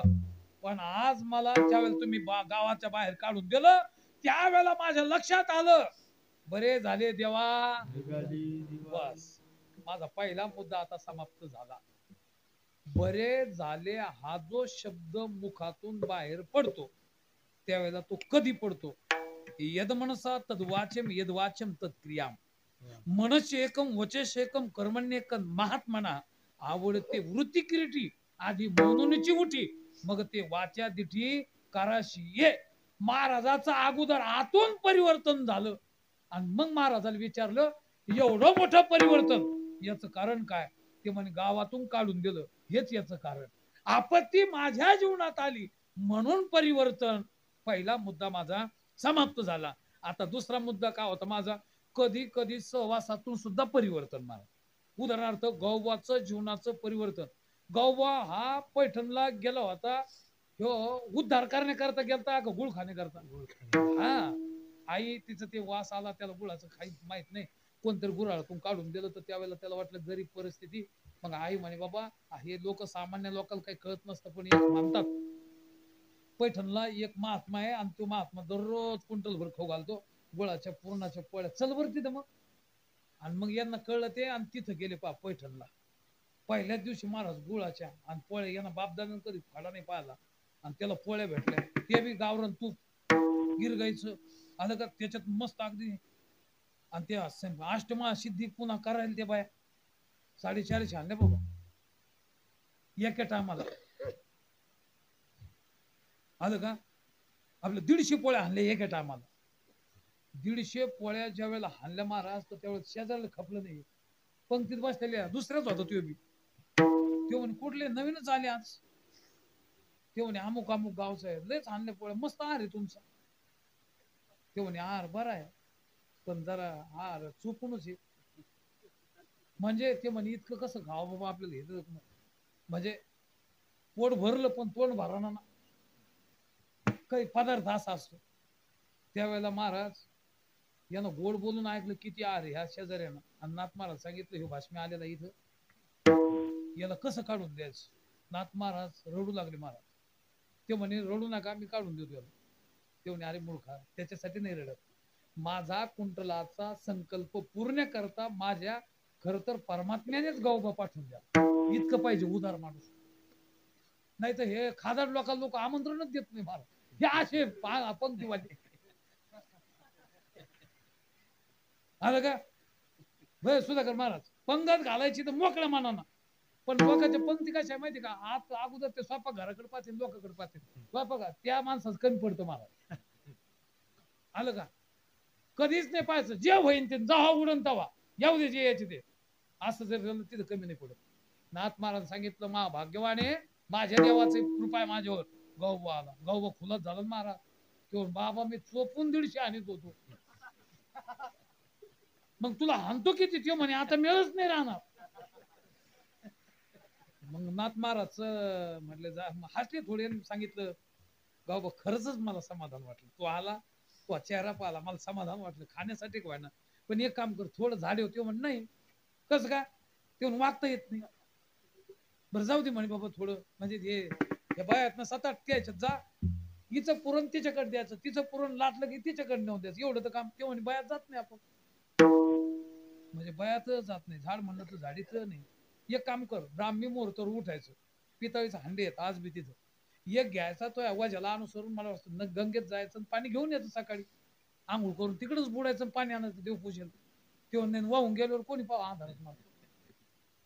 ते म्हणे अवघडच काम झालं मग तू करतो काय. तो म्हणे एक काम करतो मी काय करतो खातो म्हणे आणि मस्त एखाद ठिकाण पहा आम्हाला झोपायला. तो नाथ बाबाला सांगू लागला. नाथ बाबा म्हणे बाबा त्याच्या पुढचे महाराज ते म्हणे मग इथं नको झोपू. कारण इथं सर्व वर्दळ असते 4-5 हजार लोक दररोज जेवते. ह्या बयान ते एवढा मोठा ह्यो आतला वाडा त्याच्यापेक्षा बाहेरचा वाडा आहे का गंगेच्या काठाला आहे की नाही. तिकडे जाऊन पहा त्या काठाला त्या वाड्यात जा सांगितलं. ते म्हण त्या वाड्यात जाऊन तिथं काय करू. ते म्हण तिथं जा तिथं काय करू नये तिथं झोप चांगली कोणीच नाही तिथं. ते म्हणे कोणीच नाही पण मला जेव्हा टायमाला उठाल कोण येईन. महाराज म्हणले माझ्याकडे गिरगाई आहे. म्हणजे माझ्याकडे नाही माझ्याकडे आई पण नाथ महाराजकडे. माझ्याकडे गिरगाई म्हणे 100 प्युअर देशी गावरान गिरगाईचं तूप. लोणी ज्या वेळेला ह्या बाया काढायला टाकत्यांना पंक्तीच्या अगोदर त्याचा वास अख्ख्या पैठण मध्ये येतो. तिथून एकदा काढायला लागलं की खालच्या वाड्या लोक आला की उठून यायचं. महाराज वासावर गावबा येऊ लागला आणि तिथून पुढे लोकांना सवय लागली. पण ती फोडणी दिली की लोक निघले. आलं का? आणि रामकृष्ण हरी झाला की मंडपाच्या बाहेर झोपायला. हे पंक्तीपाठांचं सांगतो मी. कारण आमच्या गावात म्हणजे हरिपाठ चालू जर करायचा वेळ आला तर हे जे हे बादर जे आहेत ना, हे म्हणते चला आता हे मोकारी लोक झालं की मग येऊ जेवून खाऊ. पहा आता आपण मोकारी म्हणजे हरिपाठ घेते ते मोकारी आणि हे 7-8-10 जे भाऊ मातात आहे ना ते म्हणते येऊ आता मग आपलं काम होऊ द्यायचं मोकऱ्याचं. म्हणजे आपलं मोकऱ्याचं होऊ द्यायचं आणि ते चांगलं कामाला ते पत्ते खाली येणार. मग आपला हरिपाठ झाल्यावर काय सांगा कुत्रे ते सगळंच बाहेर पडते. म्हणजे मंदिरातून बरं दिवसभर तेच राहते. दिवसभर कुत्रे आणि हे आणि संध्याकाळ हरिपाठात टाइम आला की ते आपल्याला म्हणते हे मोकऱ्याचं होऊ द्या मग येऊ. पण मी सांगितलं ना तुम्हाला कुत्रे ते सगळंच बाहेर पडते. समजून घ्या. आता योगायोग महाराज असा आहे की गावबा उठून येऊ लागला. बस मला एकच सांगायचं, गावबा ज्या वेळेला पोचली येत नव्हता जेव्हा टायमाला उठायचं. 14 वर्ष सांभाळ महाराज. 14 नाथ महाराज किती 14 वर्ष सांभाळ नुसतं खायण्यासाठी सांभाळ. आणि पंडित काव्यतीर्थ खंड खादी झालेले, न्यायशास्त्र झालेले, वेदांत शास्त्र झालेले, लक्षात नीतिज्ञ निर्यतज्ञ भवंती शास्त्रज्ञ ब्रह्मज्ञ अपि लभ्या. पण सांगितलं एक काम करा, स्वज्ञान ज्ञानिनो विरला. म्हणजे तुम्ही ज्ञानाचा रामायण ते म्हणणं नाही जमत, तुम्ही काव्यतीर्थ ते म्हणणं नाही जमत, न्यायाचार्य नाही जमत. 12 वर्ष नुसतं ऐकलं ते ऐकलं पण तुमच्यासारखं कसं जमन बाबा. ते जा मग माझा गौबा झोपलेला खाली आणि आणलं उठून. गौबा म्हणे काय महाराज जेवायचा टाइम नाही झाला काय नाही कस का माझं झोप मोडली. ते म्हणे आज झोप नाही कायमची झोप मोडायची. म्हणजे सांगितलं बाबा कस काय मला काही कळना. हे शास्त्री पंडित महाशय एवढा मोठा पब्लिक समूह इथं तुम्ही मला कस का बोलवलं. ते म्हणे काहीच नाही तुला याच्यासाठी बोलवलं. मला आता इथून पुढे जल समाधी घ्यायची राहिलं रामायण. आता इथून पुढे पूर्ण तुला करायचं. एवढे पंडित नाही म्हटले महाराज 12, 13, 35 वर्ष अध्ययन करून. पण भाऊ आडमुठ होता. ते म्हणे बाबा महाबाबांना सांगायचं मी नाही ऐकायचं. याला काय शिष्य म्हणतात का. पटकन गादीवर बसला आणि तिथून पुढं जे रामायण लिहिलं उत्तर कानापासून ते कोणाचं आहे गौवाचं आहे. कशामुळं परिवर्तन. आसाराम बुवा झोपले होते का आलं का परिवर्तन झालं कशाने. अरे आमचे गुरुवारी भाऊ सांगायचे जाड्यम जो हरती संचती वाची सत्य मानन नती दिशती पाप मपा करुती चेत प्रसाद दीक्षित नव्हती कीर्तीम सत्संगती कथे किम न करोती पुसाम. कारण संतांचा सहवास अज्ञान घालवतो. संतांचा सहवास वाणीमध्ये सत्याचा आविष्कार करतो. संतांचा सहवास पाप आणि पुण्य रहित करतो. संतांचा सहवास मान वाढवतो. संतांचा सहवास तीही त्रिभुवनी आम्ही वैभवाचे धनी. आणि म्हणून अखंड जया तुझी प्रीती मजदे तयाची संगती मग मी कमळपती तुझबा नानी कंटाळा पडून राहीन ते ठाई. हे असं परिवर्तन कशाने झालं गौबाचं बोला आसाराम बुवा. कशामुळं सहवासाना. पहिलं परिवर्तन आपत्तीनं, दुसरं परिवर्तन सहवासाना आणि तिसरं परिवर्तन मला सांगा तुम्ही पूर्व सुकृताने. आहे की नाही. आता आसाराम बुवा तुम्ही इथं हेच गाव का आपलं. तुम्ही मग इथं कशामुळं आले. कीर्तनामुळे आले हे मला माहिती आहे. पण पापामुळे आले का पुण्यामुळं. हा पुण्याचा रेट आहे महाराज. गाव सोडून लोक इथं आले. पण ते म्हणले जे घरी ते चालले पापाची कळप आपल्याला. मग पापाचे आपण कळप हे का ते आहेत. पुण्यवान आपण हे का ते आहेत. लक्षात आलं का. अहो याचं कारण आहे माझ्या सत्यवादाचे तर तिळतिल पुण्य साचा पडे तरी हे बहुता जन्मी जोडे नाम तुझे वाचिशी आतुडी समागम घडे संतांचा. तुम्ही जर इथं आले हे पापा मुळ नाही कुठेतरी पुण्याचा साठा होता आणि त्याचा हा परिणाम आहे. म्हणजे आता हे आमचे संतोष बुवा मृदुंग वाजू लागले. असं कधी तुम्ही अनुमान केलं का काय पापी माणूस हा वाजवायची तू काय पापी माणूस आहे बाबा हे सारे आलं का. खुशाल म्हणा लागले असं चिंतन होतं का. नाही महाराज म्हणणारे लोक पुण्यवानच आहेत. वाजवणारे लोक पुण्यवानच आहे आणि आमचे ऐकणारे लोक पुण्यवानच आहे. पण हे आले कसे? इकडे जे आले नाही ते का आले नाही आणि जे आले ते का आले याचं चिंतन आहे ना. महाराज ज्याचं पाप आहे ते इथं येऊ शकत नाही. काहीतरी आडवं येतच त्याला. तुका म्हणे नाड बापुटा केही ताड बापुटा केही ताड बापुटा केही ताड म्हणे नाड बापुटा केही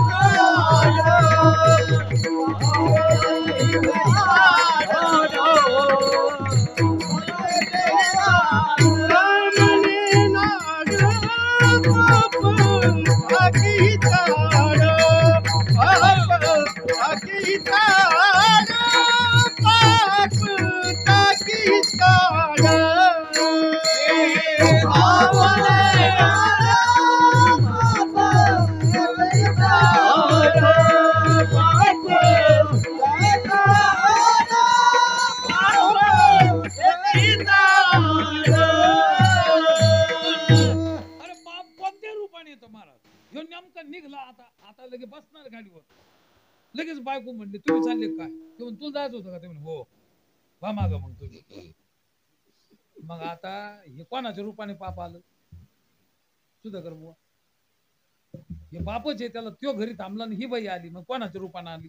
त्याला जे थांबण्यात आलं ते कशामुळे आलं? पापामुळं का पुण्यामुळं? हा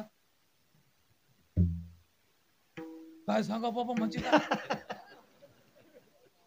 हा पाप आलं पण ते कोणाच्या रूपानं आलं? बायकोच्या रूपानं. 7 दिवस पाठ्या कीर्तनाला नाही आला. आज जाऊ उद्या जाऊ. गीती मी सुरुवातीला जो दीर्घ सूत्री नावात जो सांगितलं का नाही ते म्हणे आज जाऊ उद्या जाऊ. लगेच काला आला. ते म्हणे आता काही असू गड्या बस मस्त काल्याचं कीर्तन आहे आज आणि काल्याचं कीर्तन आपलं ऐकायचं मस्त प्रसाद घ्यायचा आणि निवांत लाईट नाही काय नाही संध्याकाळी येणारे झाडाखाली जायचं झोपायचं असं त्यांनी सारं ठरवलंच. आणि नेमका गाडीवर बसला निघला. थोडं 2 पावलं गेला नाही महाराज तिकून साडू आणि मेवणी आली. सुधाकर महाराज ते म्हणे बाबा बाबा कस का? ते म्हणे काहीच नाही इकडून चाललो होतो. म्हणलं जाऊ चहा पिऊ. चहा पिऊन आता कधीच नव्हतं आलेलं साडू चहा आपण पाठवतो येतो का? बरं इकडे पाठवतो यांना सप्त्यात. ते म्हणे परत होईल. ते म्हणे चला मग घरी आज.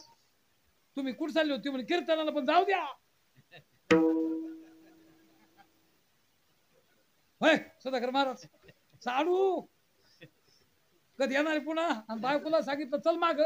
दोघं गेले. घरचा स्वयंपाक खाऊ घालू म्हणे यायला. कारण ते पापी त्याला कुठे प्रसाद घेत. मग 4 जण तिथंच थांबले पुण्यामुळं.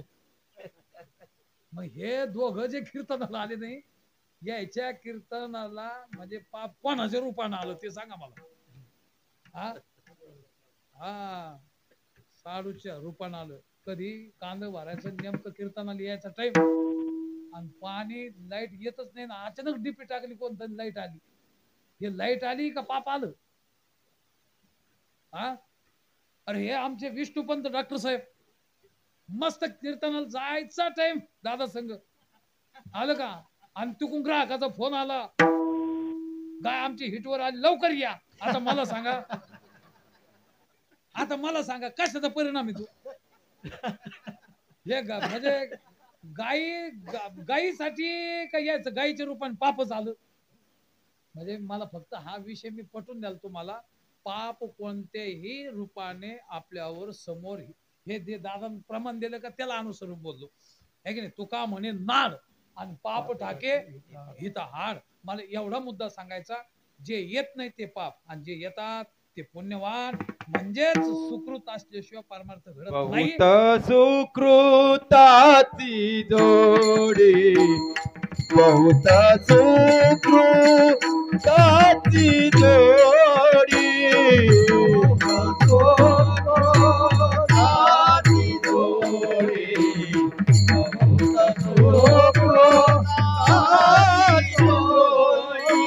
करुणा विठ्ठली आवडी म्हणून विठ्ठली आवडी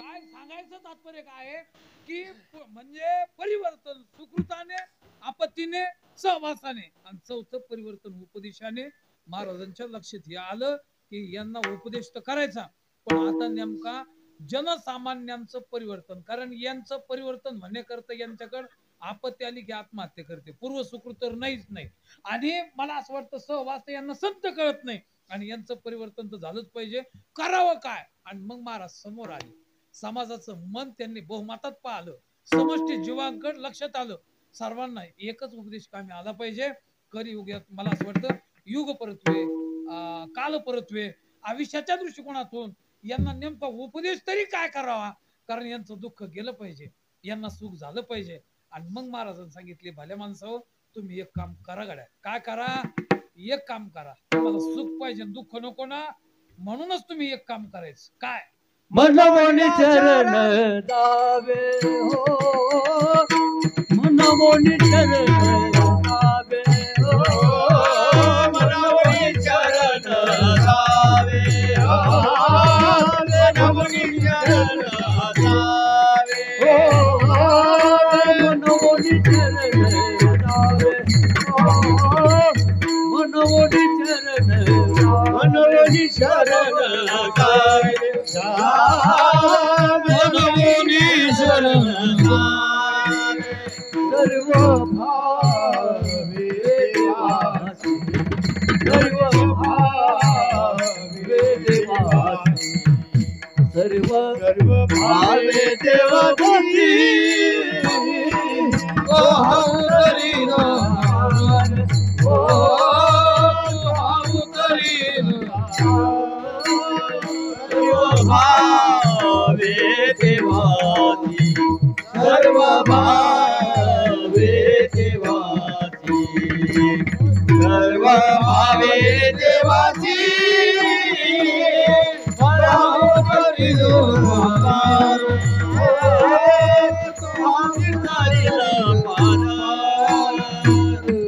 असे मनवोनी शरण जा म्हणजे हा उपदेश केला आता आमचे गुरुवारी भाऊ या उपदेशाच्या पोटात महाराज 4 प्रकार करायचे पहिले 4 तर सोडा पण या उपदेशाच्या पोटातही 4 प्रकार काय आहे की महाराज एक उपदेश उप आणि देश देश हा धातू आहे देश हा काय धातू आहे आणि उप हे उपसर्ग आहे आणि उपसर्ग लागला की धातूचा अर्थ फिरत असतो बरं का तर ती म्हणजे वर जाणे आणि त्याला आव हे उपसर्ग लागलं की खाली येणे म्हणजे काय झालं अवतरती म्हणजे गच्छती म्हणजे जाणे आणि लगेच आ लावलं महाराज तर काय होतं येणे म्हणजे आगच्छती म्हणजे व्याकरण शिकलं कळतं ते मग मला तुम्हाला एक सांगायचं याच्यातून की या गोगाला महाराज सांगितलं उपदेशाच्या पोटात 4 प्रकार एक क्रियात्मक उपदेश दुसरा दीक्षात्मक उपदेश तिसरा मला असं वाटतं शब्दात्मक उपदेश आणि चौथा जो उपदेश आहे याला म्हणतात सामान्य उपदेश किती प्रकार झाले औ झोपले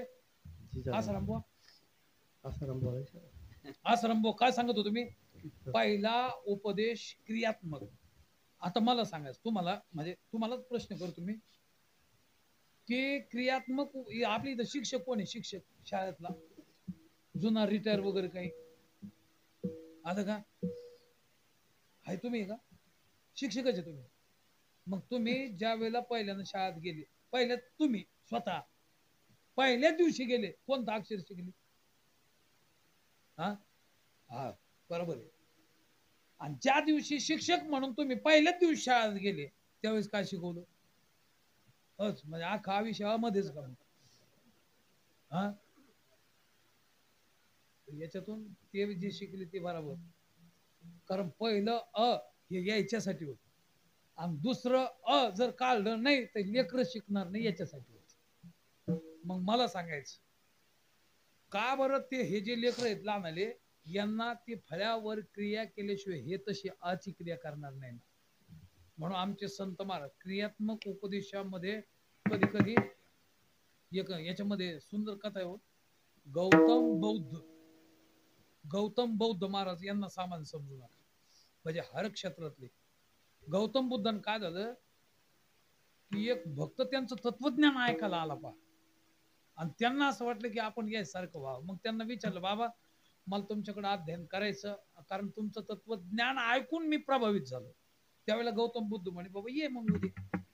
दुसऱ्या दिवशी हा आला, सडा सामर्जन वगैरे केलं मस्त, आणि सांगितलं, बाबा चला आता पाठ.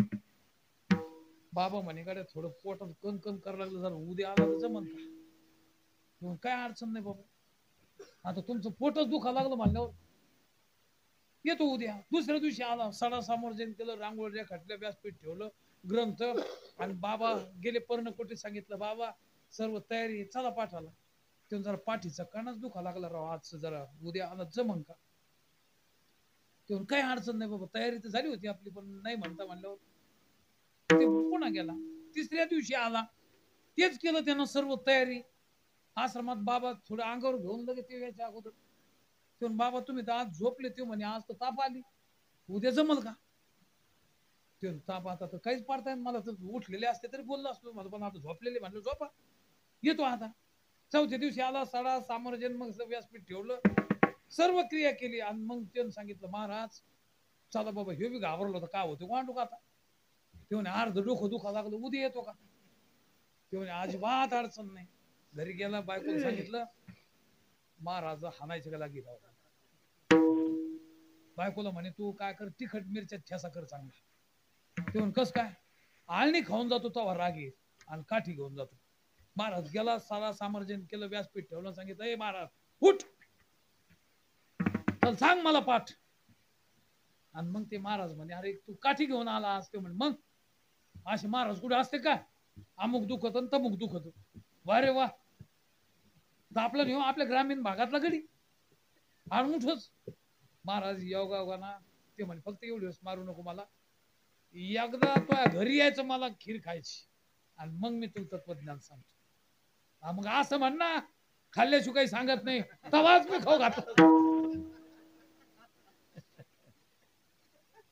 आलं का? खाल्ल्याशिवाय सांगत नाही असं म्हण ना. मग तो म्हण, मग खातो, मी करतो तयार. ह्यो गेला, बायकोला सांगितलं, मस्त आडमुठ होता पण श्रद्धावान होता.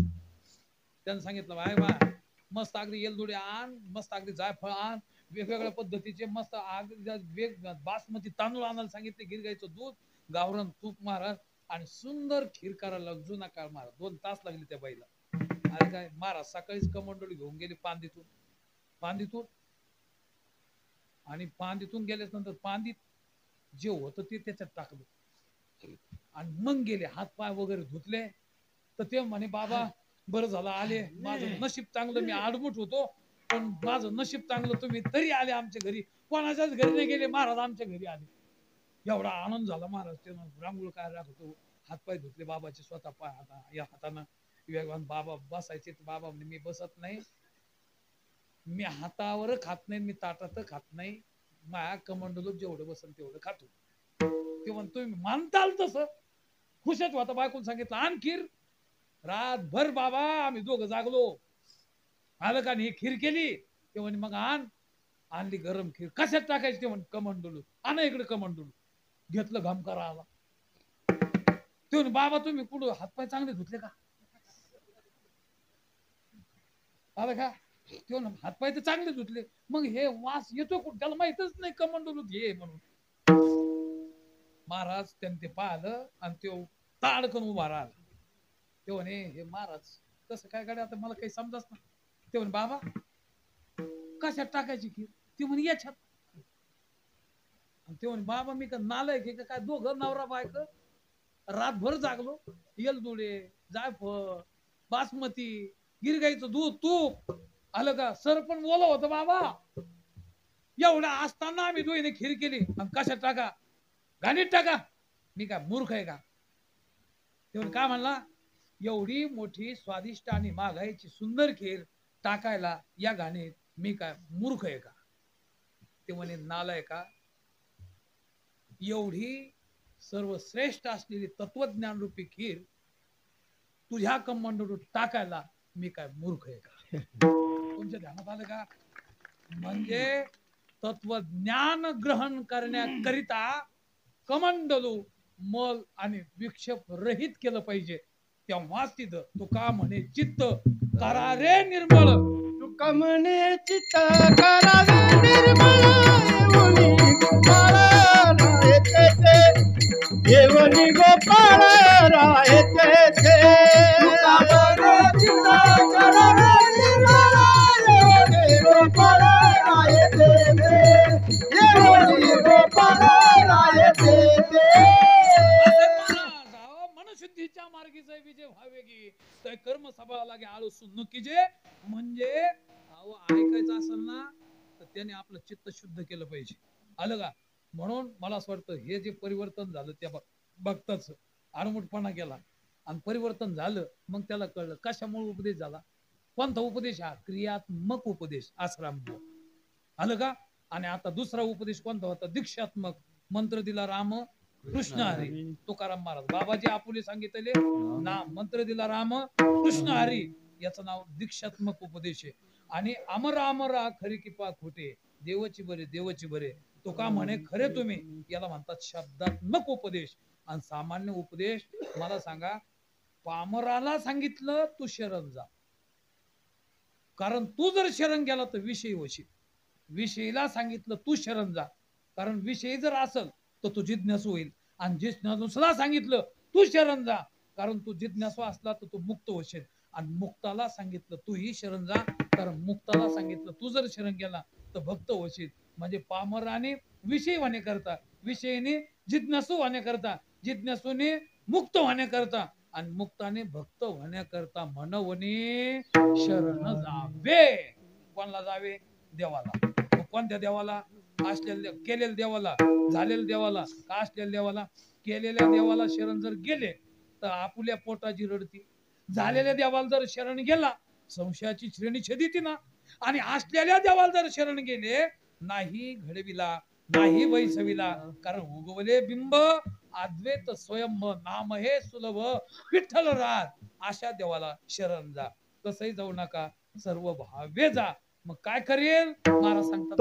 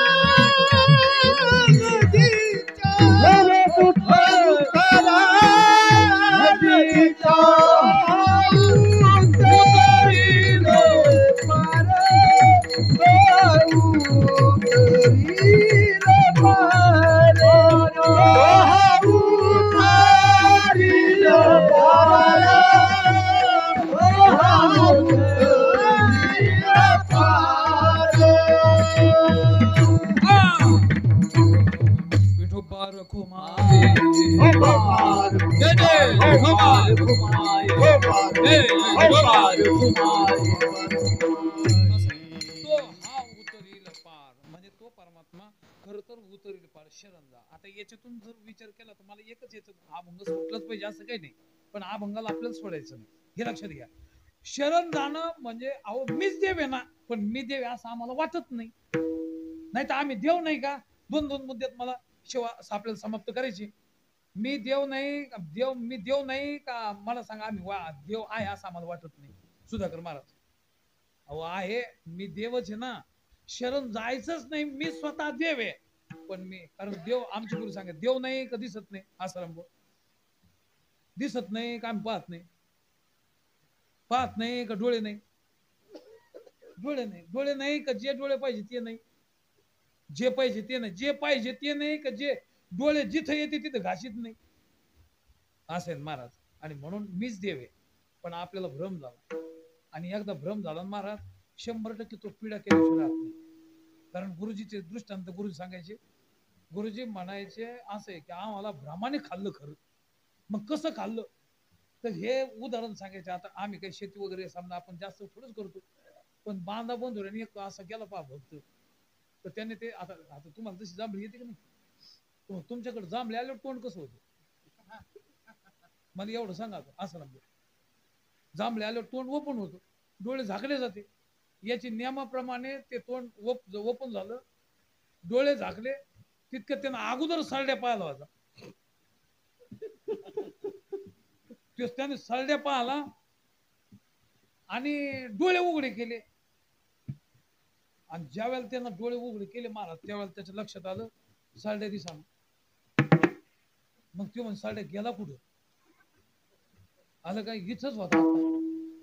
आणि मग सरड्या गेला कुठं? तर त्याला तसं म्हणणं, त्याला संशय आला ना, मी तर तोंड ओपन केलं होतं, डोळे तर झाकले होते, पहिला तर सरड्या होता ना, आता तर दिसा. मग हे बहुतेक तोंडात तर नसन गेला, नसन गेला असा संशय येणं, पोट दुखणं संगच. महाराज काय थांबत होते, जे पळी लागला घरी, पहिलं बायकोला सांगितलं गाडी काढ. तेव्हा जायचं कुठं? ते म्हण डायरेक्ट आता जालना. जालन्याला गाडी नेली रस्त्यानं. ते म्हण तुम्ही आहो अशी साड्या कसं तोंडात घ्या, झोपले होते का काय? तो म्हणे झोपलो नव्हतो, तुला तिथे गेल्यावर सांगा साड्या निघल्यावर, पण पहिलं चला. तिथे गेलं, डॉक्टरने तपासणी केली, एन्जिओग्राफी, सोनोग्राफी, सर्व त्याच्या तपासणी झाल्या. तपासणी झाल्यावर ते डॉक्टर बिचारा ओरिजिनल ते म्हणणे गाड्या याच्यात काहीच नाही म्हणे, तुम्ही काळजी करू नका. डॉक्टरना महाराज जे मुस्काडीत मारली, काय श्रीमंत घरचं माणूस, ते म्हणून लाज वाटत नाही, कुठे शिकला तू, अनपढ आहे का? मी तिथं गेलो, मला डोळे झाकले, तोंड ओपन झालं, कुपाटीवर सरड्या होता, नंतर जांभळी संपली, डोळे उघडे झाले, कुपाटीवर पाहिलं सरड्याच नाही. मग गेला कुठं? ते म्हणे कुठं गेला हे मला माहित नाही, पण इथं नाही. ते म्हणे इथं नाही, तर हे आपल्याला दवाखाना बदलावा लागतो. पण कंपाऊंडर त्याचं लय हुशार होतं मला. ते आपलं जवळ का रिटर्न होते, ते जवळ रिटर्न म्हणजे तिथं कामाला. आणि त्यांना विचारलं, पहा डॉक्टर तुम्ही बाजूला, त्याचे कपडे यांना घातले मस्त, अगदी आलं इनगिन करून, आणि ते लगेच तपासण्या सुरू. आणि त्या बाईला सांगितलं साड्या हाय, कारण हे त्याला माहित होतं हे असंच कापायचं म्हणून. आता साड्या हाय, ते लगेच उठलं, ते म्हणे याला म्हणते पाठ्या. कुठं अध्ययन झालं आपलं? ते म्हणे अमेरिका रिटर्न. म्हणजे अमेरिकेतून शिकून आलेलो म्हणे मी. ते वास्तविक ते जवळ रिटर्न होता, पण ते म्हणला मी अमेरिकेतून आलो. पण योग मला ते असं ना कुठं बी बाबा, मस्त मजा आली योगा ना. ते म्हणे काढायचं, मग ते म्हणे मग ठेवायसाठी आलो का इथं? ते म्हणे एक काम करा, जर काढायचा असेल मग कसा काढायचा, प्रक्रिया 3 आहे. टाक्याचं ऑपरेशन करून काढायचा, लक्षात आलं का? का त्याला म्हणजे त्याला फाडून शरीर काढायचा, का त्याच्यानंतर म्हणजे वांतीद्वारा काढायचा? ते म्हणून वांतीतून निघू शकतो का? निघू शकतो. कसा निघ? ते म्हण तुला काय करा, झोप. लगेच बायकोला सांगितलं एक काम करा, तुम्ही मुलं घरी, ते म्हण घरी, दुसरा साड्या पकडून आला. ते म्हणे हे कसे करा, तुला काय करायचं? म्हणजे ह्या बाईला सांगितलं त्याने की साड्या पाहिलं, साड्या बाहेर येतो. म्हणजे हे सांगितलं नाही, ह्यालाच पुढं टाकायचं म्हणून. का मार ती साड्या खरंच आणला, आणि त्या बाईला माहितच नाही ती बाहेर, हे येशी रूम मध्ये जाईन कोण? आणि त्यानं वांतीची गोळी दिली. ते म्हणे आपा सरड्या जर बाहेर काढायचं असत तर याला गोळी खावं लागेल, आणि गोळी खाल्ली, वांती आली की डोळे झाकावं लागेल, याला सांगितलं. आणि तिला सांगितलं साड्या पाहिले, साड्या बाहेर. त्याला वाटलं मग आतला वेगळाच आहे. झालं महाराज, तो साड्या आणला, यानं पिशवीत ठेवला, वांतीची गोळी दिली त्याला, एकदम वांती आली. आणि आला वांती येणं यानं साड्या सोडणं संगच. आणि मग साड्याच नंतर ते म्हणे पाय निघला का नाही? ते म्हणे आता शिक मोकळा झालो बाबा आता. मग मला सांगा, आश्रम बुवा साडे गेला होता का? हा गेला होता का? नाही, पण गेला होता असं वाटलं की नाही? मग पोट कशामुळे दुखलं ते सांग. हा तुम्हाला नाही का पोट दुखलं असं कधी? अहो तुमचं दुखत फक्त दिसा ना. लक्षात आलं का? म्हणजे साड्या गेला नाही, पण गेला असा भ्रम झाला, त्याच्यामुळे पोट दुखत होतं. तसं आम्ही सुखरूप असताना मला सांगा आम्ही सुखरूप आहे असं आम्हाला वाटत नाही. याला मूल कारण जर असेल तर स्वस्वरूपाचं काय आहे? विसर पाळला आणि स्वस्वरूपाचा विस्मरण होणं म्हणजे भ्रम आहे. आणि त्या भ्रमातून मुक्त व्हावं असं जर वाटत असेल तर बाकी काय नाही. आपल्याला कोणाला तरी शरण गेलं पाहिजे. मग कोणाला गेलं पाहिजे? म्हणवणी शरण जावे, सर्व भावे देवाशी. आणि मग एकदा का शरण गेलं तो हा उतरील पार. भवदुस्तर नदीचा ज्ञानेश्वर ज्ञानराज माऊली ज्ञानेश्वर माऊली